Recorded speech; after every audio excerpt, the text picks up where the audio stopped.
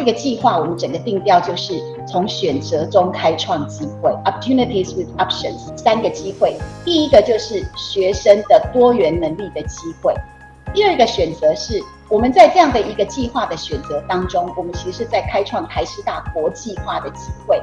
那第3个机会，我们也希望透过这样的一个计划，可以成为台湾的 EMI 教学的领头羊，让台湾的 EMI 的一个教学经验可以跟世界其他国家来分享。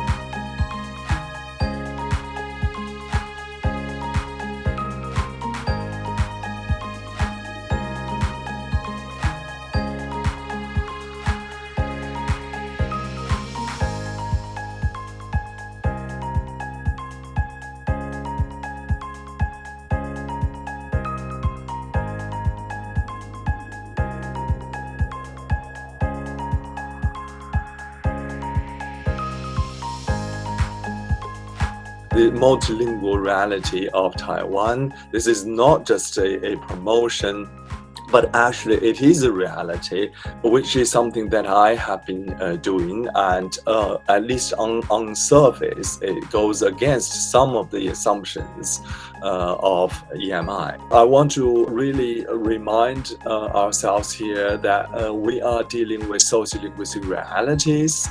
I know there is language policy, there's language in education policy, but places like Taiwan, I said earlier, is not just multilingual, but actually already a translanguaging space. Every time I'm in Taiwan, I'm not just amazed with the variety of languages that are there, but actually the way people are really promoting their languages.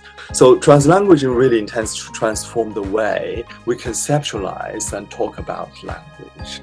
Boundaries between named languages are socio-political, historical reality. So, the debate about regional dialects or regional varieties of Chinese, for example, is very much a political.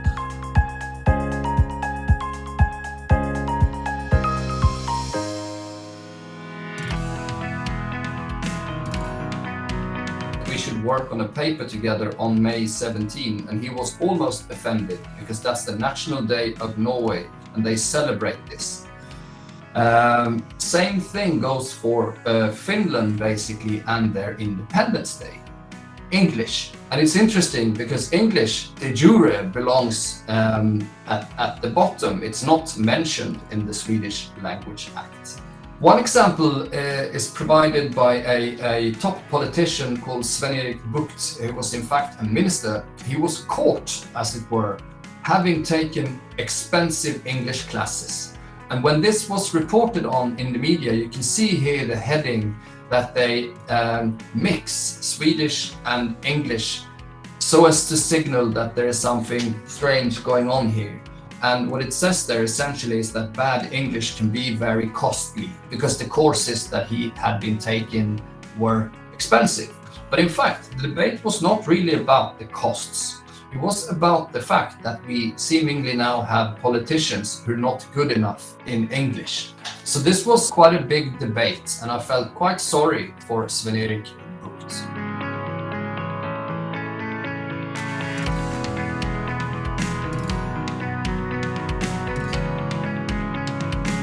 I'm delighted to see all the wonderful developments in the university, but still, you find that there is a positive correlation between the ranking of a country's university and the greater use of EMI. Then is segregation. So in the university, and this is quite a serious problem, where we have local Chinese clustering as a group, mainland Chinese clustering as a group, and international students clustering as a group. And that was why at the time, I felt that I needed to intervene. I needed to say, hey, look, we have to do something about it. Because what happens is that once there is a segregation, you see cultural stereotyping and othering, okay? And we're familiar with the concept of othering. Othering meaning we and them, and not us.